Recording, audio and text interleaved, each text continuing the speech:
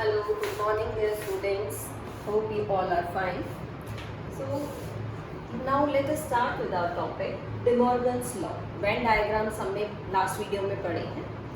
वो Venn diagram से related ही ये एक हमारे पास लॉ है, day Morgan's law. Day Morgan scientist ने उन्होंने एक लॉ दिया. क्या है उसको ध्यान से देखेंगे. A union B complement is equal to A complement intersection B complement. Means but it means to say कि अगर आप A यूनियन B कर ले और उसका कॉम्प्लीमेंट ले तो क्या होगा, A कॉम्प्लीमेंट और B कॉम्प्लीमेंट का इंटरसेक्शन हो जाएगा. मीन्स जो साइन है वो यूनियन की बजाय इंटरसेक्शन का हो गया है और जो कॉम्प्लीमेंट था वो डिस्ट्रीब्यूट हो गया है. सेम वे इसमें है. A इंटरसेक्शन B कॉम्प्लीमेंट क्या बन गया है, इंटरसेक्शन का सिंबल आपका यूनियन में चेंज हो गया है और ये आपका जो कॉम्प्लीमेंट का साइन था वो डिस्ट्रीब्यूट हो गया है. तो एक बार फिर से रीड करते हैं. A यूनियन B कॉम्प्लीमेंट क्या होगा, A complement intersection B complement. In the same way A intersection B complement is A complement union B complement. Means अगर आप इसको डिस्ट्रीब्यूट करना चाहते हैं कॉम्प्लीमेंट के साइन को तो क्या होगा, बीच वाला सिंबल आपका चेंज हो जाएगा. इंटरसेक्शन का यूनियन में चेंज हो जाएगा, यूनियन का साइन आपका इंटरसेक्शन में चेंज हो जाएगा. हमारी एक्सरसाइज 1.5 का क्वेश्चन था जो आपका क्वेश्चन नंबर 5 था. आपको वेन डायग्राम बनाने थे. मैं स्टेटमेंट एक बार लिख रही हूँ. Draw Venn diagram. Venn diagram जो थे आपके वो फर्स्ट पार्ट आपका था A union B complement. Second part आपका था A complement intersection B complement and the third part is A intersection B complement and the fourth one is A complement union B complement. तो let us start students how to draw the Venn diagrams of these. तो let us start with the first part. आपको Venn diagram बनाना है तो universal set किससे represent होता है, rectangle से. ये आपका यूनिवर्सल सेट है. A and B are two sets. तो हमने दो सेट्स ले लिए, क्लोज्ड कर्व से डिनोट कर लिया. ये आपका A सेट है और ये आपका B सेट. अब आप क्या प्लॉट करना चाह रहे हैं इसमें वो देखेंगे. A union B. A union B क्या होगा, जिसमें A के भी सभी एलिमेंट्स हो और B के भी सभी एलिमेंट्स हो. मीन्स यहाँ से लेके ये वाला सारा अंदर वाला कर्व्ड वाला पार्ट A यूनियन B है और आपको प्लॉट क्या करना है, A यूनियन B का कॉम्प्लीमेंट. यानी आप A यूनियन B को छोड़ दीजिए तो जो बाहर वाला पार्ट बच गया, जो यूनिवर्सल सेट का पार्ट है, वो आपका क्या बन जाएगा, A यूनियन B का कॉम्प्लीमेंट. मीन्स आप कौन से पार्ट को शेडेड करेंगे, ये जो आपका बाहर वाला पार्ट है जो कर्व्ड एरिया के अंदर नहीं है, इस सारे को आपको शेडेड करना. ये आपका आएगा A union B complement. I think students it is clear. A union B. A union B में A के भी सभी एलिमेंट होंगे, B के भी सभी एलिमेंट होंगे. Means this is A union B and you have to find out the complement. तो आप इन A यूनियन B को छोड़ दीजिए, उसके जो बाहर वाला पार्ट होगा यूनिवर्सल वाला, तो क्या आ जाएगा आपके पास, वो A यूनियन B कॉम्प्लीमेंट आ जाएगा. अब हमने डे मॉर्गन्स लॉ पढ़ लिया है. ध्यान से देखेंगे A यूनियन B का कॉम्प्लीमेंट क्या है, A complement intersection B complement. और यही आपको सेकंड पार्ट में प्लॉट करना है. क्या है ये, A complement intersection B complement. तो students this Venn diagram is for both first and second. क्यों, क्योंकि दोनों इक्वल हैं बाय डे मॉर्गन्स लॉ. तो ये सेम ही डायग्राम आपका सेकंड पार्ट का. Now let us move on to the third part. Third and fourth ये भी डे मॉर्गन्स लॉ के ही दो पार्ट हैं. तो इसको कैसे देखेंगे, ये आपका यूनिवर्सल सेट है, ये आपका सेट हो गया A, ये सेट हो गया B. प्लॉट करना चाह रहे हैं A intersection B complement. A intersection B complement का मतलब क्या है, पहले आप A इंटरसेक्शन B देखिए. A इंटरसेक्शन B आपका ये पार्ट जो दोनों के अंदर कॉमन, और आपको लेना क्या है, इसका कॉम्प्लीमेंट. यानी आप इस पार्ट को छोड़ दीजिए, बाकी सारा पार्ट आपका कॉम्प्लीमेंट के अंदर आ जाएगा. But do you mean to say that ये जो आपका पार्ट होगा इस A इंटरसेक्शन B से बाहर वाला, ये सारा किस में आ जाएगा, A इंटरसेक्शन B कॉम्प्लीमेंट में आ जाएगा. यानी ये आपका शेडेड पार्ट है. This part is called A intersection B complement. हमने कौन सा पार्ट छोड़ा? जो A इंटरसेक्शन B वाला था उसको छोड़ के सारा ही पार्ट आपका क्या रहेगा? सारा ही पार्ट आपका A इंटरसेक्शन B का कॉम्प्लीमेंट आ जाएगा। And similarly using De Morgan's law this fourth part is the right hand side कि A इंटरसेक्शन B कॉम्प्लीमेंट क्या होगा? A complement union B complement. तो this is for third and fourth part. ये आपका same ही रहेगा कि third और fourth part के लिए ये आपका वेन डायग्राम बनेगा। तो स्टूडेंट्स इसी के साथ अब हम अपनी एक्सरसाइज 1.6 की बात करते हैं, जिसमें कुछ प्रैक्टिकल प्रॉब्लम्स हैं, यानी आपकी जनरल लाइफ के क्वेश्चंस हैं, जिसको अब हम सॉल्व करेंगे सेट्स की यूनियन और इंटरसेक्शन की हेल्प से। तो पहले हम फार्मूला पढ़ेंगे, उसके बाद सिंपल क्वेश्चंस हैं that you can do easily. So let us start. तो 1.6 में हमने क्या पढ़ना है? Practical problems related to union and intersection of two sets. Union and intersection of two sets. इसको समझने की कोशिश करते हैं। हम एक पहले वेन डायग्राम बनाते हैं। देखिए, ये यूनिवर्सल सेट है, ये सेट आपका A है और ये सेट है आपका B। तो इनका ये जो कॉमन पार्ट है ये क्या है? ये है आपका, इसको मैं यहाँ लिख देती हूँ, ये है A इंटरसेक्शन B। अब आप इस पार्ट को देखिए, इस वाला यहाँ तक वाला ये जो पार्ट है, ये पार्ट है आपका A माइनस B और सेम वे ये पार्ट है B minus B। A minus B क्यों हो गया? क्योंकि हमने A वाले सेट में से इंटरसेक्शन वाले एलिमेंट्स को सबट्रैक्ट कर दिया। यानी आप NA कैसे लिखते हैं? NA number of elements in A कैसे आता है? Number of elements in A minus B plus NA intersection B। कैसे निकलेगा? अगर आप A के पूरे एलिमेंट्स लिखना चाहें तो A माइनस B में इंटरसेक्शन ऐड कर दीजिए, और अगर A माइनस B लिखना चाहें तो इस इंटरसेक्शन को सबट्रैक्ट कर लीजिए। Same way N of B number of elements in B कैसे आ रहा है? Number of elements in B minus A plus A intersection B। ये हमने रिजल्ट पहले भी पढ़े। चलिए let us move on to our result.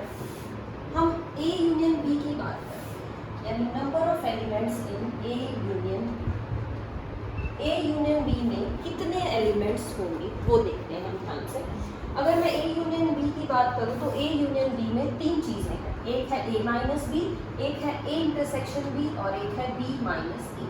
Means अगर A यूनियन B के एलिमेंट्स हम लिखना चाह रहे हैं तो मैं इसके भी एलिमेंट्स, इसके भी और इसके भी सभी को ऐड करना पसंद करूँगी, यानी N A minus B plus N A intersection B plus N means number of elements. यानी A यूनियन B के एलिमेंट्स कैसे आए हैं? मैंने A माइनस B के एलिमेंट्स लिख लिए, A इंटरसेक्शन B के एलिमेंट्स लिख लिए और B माइनस A के भी एलिमेंट्स लिख लिए। चलिए अब इसको थोड़ा सा सॉल्व करते हैं। A यूनियन B, अब N A माइनस B अगर आप यहाँ से लिखना चाहें तो आप N A माइनस B को क्या लिख सकते हैं? हम इसको क्या लिख पाएंगे? N A माइनस B को लिख सकते हैं N ऑफ A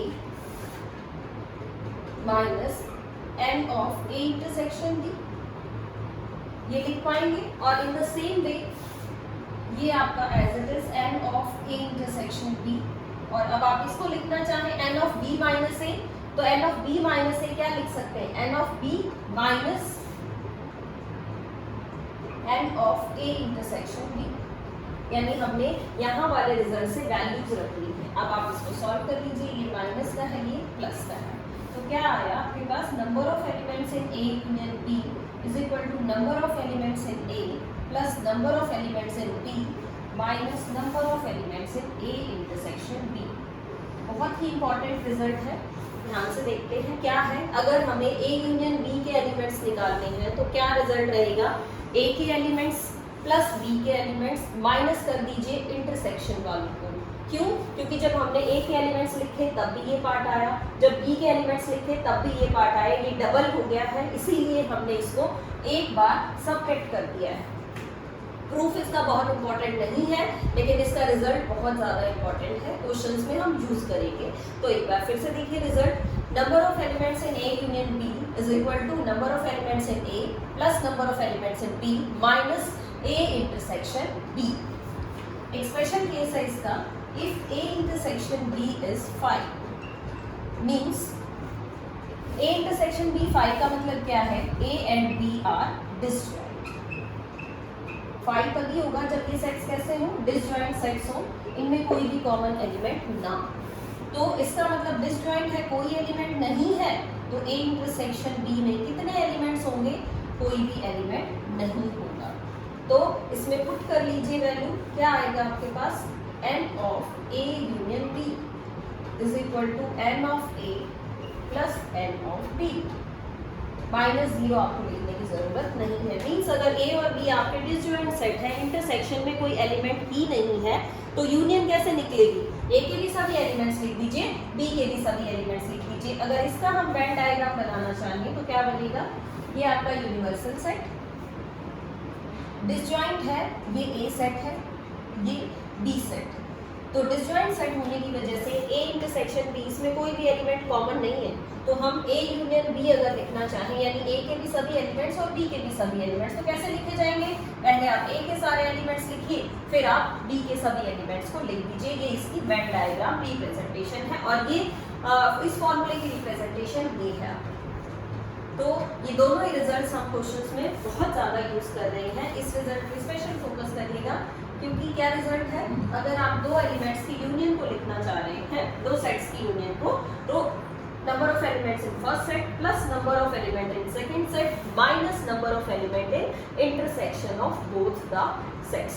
तो स्टूडेंट्स अब हम क्वेश्चंस करते हैं, ताकि ये रिजल्ट आपको अप्लाई करना आ जाए कि आप किस तरह से इस रिजल्ट को अप्लाई कर सकते हैं। देखिए, अब हम एक्सरसाइज का क्वेश्चन ले लेते हैं, और मैं इस रिजल्ट को यहाँ साइड में लिख भी देती हूँ, ताकि आपको जरूरत पड़े तो आप देख पाएं। क्या है, अगर दो सेट्स हैं तो number of element in A union B N A plus N B minus N A intersection B. ठीक है, तो इसको हम यूज करें।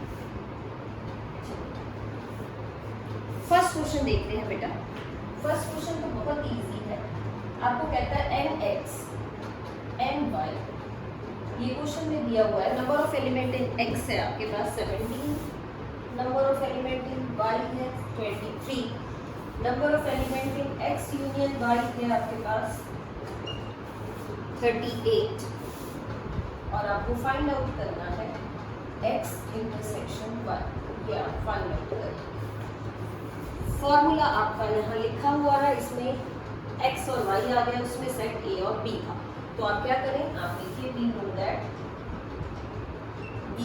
that number of elements in x union y क्या होगा, number of elements in x plus number of elements in y minus x intersection y। Values put कर लीजिए, यूनियन आपके पास 38 है, ये है 17, ये 23, और ये आपको फाइंड आउट करना है। करिए सॉल्व, 38 इज इक्वल टू, इनको ऐड कर देते हैं, you got 40 x intersection y। तो 38 minus 40 is equal to minus n x intersection y, और यू कैन से -2। अब नेगेटिव साइन आप कट कर सकते हैं, but you get number of elements in x intersection y is equal to b। तो simple सा result है। अगर आपको रिजल्ट याद है तो क्वेश्चंस में प्रॉब्लम नहीं आएगी। ये बिल्कुल ही सिंपल क्वेश्चंस था। आपको एक्स वाई दे रखा है, यूनियन दे रखा है, इंटरसेक्शन आपने फाइंड आउट कर लिया। हो सकता है किसी क्वेश्चन में आपको इंटरसेक्शन दे दिया जाए, ये भी एलिमेंट दिया हुआ हो, ये भी दिया हुआ हो, तो आप यूनियन फाइंड आउट कर सकते हैं। मे बी किसी क्वेश्चन में यूनियन गिवन है, वाई गिवन है, इंटरसेक्शन गिवन है, तब भी आप इसी फॉर्मूले में पुट करिए, आप एक्स निकाल सकते हैं। मे बी एक्स गिवन हो, वाई फाइंड आउट करना हो, तब भी आपको सेम फॉर्मूला ही यूज करना है और आप इजीली फाइंड आउट कर पाएंगे। तो let us move on to our next question, जो आपका स्टेटमेंट सम है वो देखते हैं। उससे आपको कैसे पता चले कि आपको कौन सी सिचुएशन गिवन है और क्या आप फाइंड आउट करना चाह रहे हैं। तो first of all I just want to write the statement. in a group of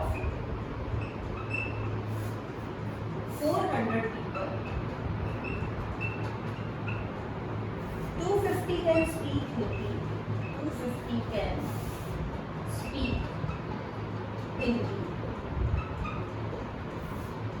200 can speak English,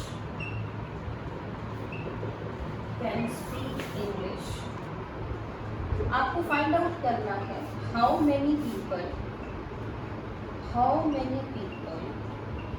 can speak both Hindi and English,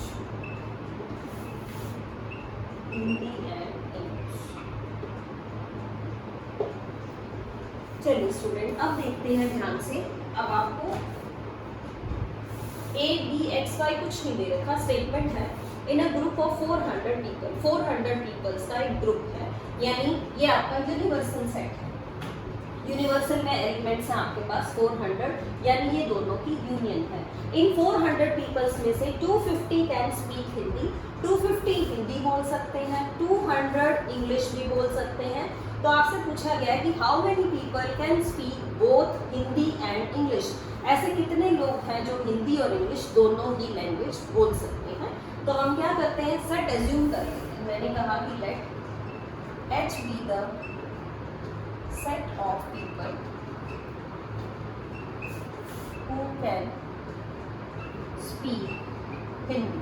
हमने सेट मान लिया एच, जो कि हिंदी बोलने वाले लोगों का सेट है, यानी कि एन ऑफ एच, यानी number of elements of people who can speak Hindi, Hindi वाले पीपल हैं आपके पास 250। इन द सेम वे हमने अज्यूम कर लिया इंग्लिश के लिए ई मान लीजिए, E B the set of people who can speak English. हमने इंग्लिश वालों का सेट मान लिया है।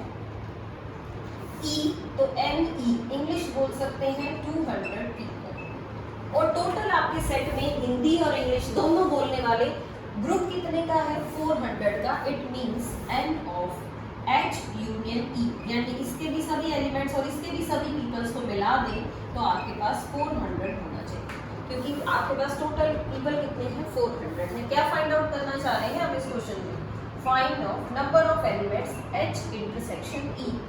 ये आपको फाइंड आउट करना है कि हिंदी और इंग्लिश दोनों चीज़ें बोलने वाले, यानी वो लोग जो हिंदी भी बोलते हैं और इंग्लिश भी बोलते हैं, वो कितने हैं वो आपको फाइंड आउट करने हैं। फॉर्मूला लिख दिया जाए, number of elements in H union E is equal to number of elements in H plus number of elements in E minus H intersection E. Simple question है। Now you can easily find out 400 250 plus 200 minus H intersection E means you can easily find, ये 450 है, add करेंगे, left side में shift कर दिया है हमने, और यू कैन से H इंटरसेक्शन E आपके पास 50 आ जाएगा। नेगेटिव साइन होगा उसको हम कैंसिल कर लेंगे, यानी 50 पीपल ऐसे हैं जो क्या स्पीक करते हैं, जो हिंदी भी स्पीक करते हैं और इंग्लिश भी स्पीक करते हैं। तो ये इस टाइप की आपकी प्रैक्टिकल प्रॉब्लम रहेगी। Now let us move on to our next question. Question number 7 देखते हैं, एक्सरसाइज का है। उसमें थोड़ा सा एक डिफरेंट कॉन्सेप्ट भी है, वो भी साथ में लेंगे और इस फॉर्मूले को भी यूज करेंगे। तो मैं पहले इसकी स्टेटमेंट लिख लेती हूँ। क्वेश्चन नंबर 7 क्या है? क्वेश्चन नंबर 7 में कहा गया इन a group of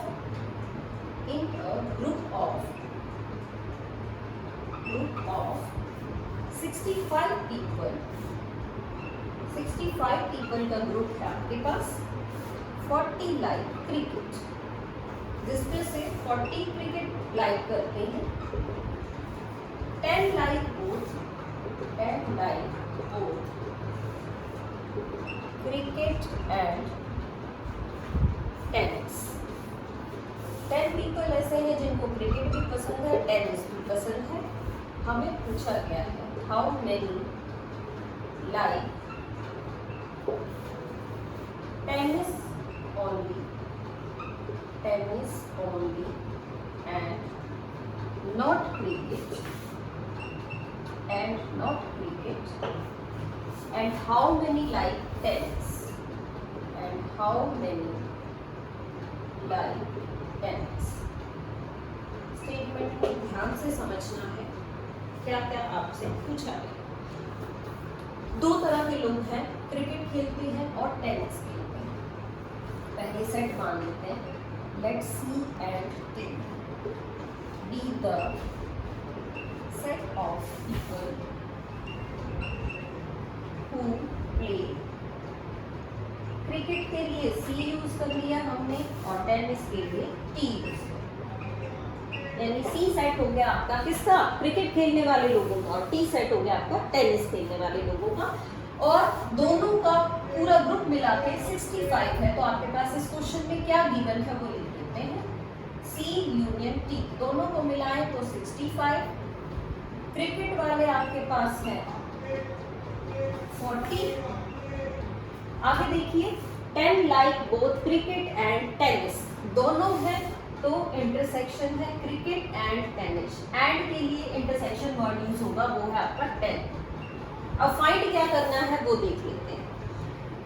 how many like tennis only not cricket, तो आपको फाइंड करना है, क्या क्या फाइंड करना है, टेनिस ओनली नॉट क्रिकेट।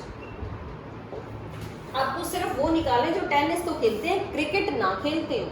और how many like tennis, how many like tennis में आएगा जो टेनिस खेलते हो, यानी इसमें क्रिकेट खेलने वाले भी हो सकते हैं। कुछ लोग ऐसे भी तो होंगे जो टेनिस भी खेलते हैं क्रिकेट भी खेलते हैं, वो यहाँ पे हमने लिखे हुए हैं। 10 ऐसे हैं जो क्रिकेट और टेनिस दोनों खेलते हैं, तो इसमें तो दोनों ही इंक्लूड होंगे। इसमें स्पेशली मेंशन है, इसमें सिर्फ वो होने चाहिए जो टेनिस खेलते हैं और क्रिकेट ना खेलते हो। तो चलिए सबसे पहले तो हम यही फाइंड आउट करेंगे फॉर्मूले से, यानी आप लिखिए वी नो दैट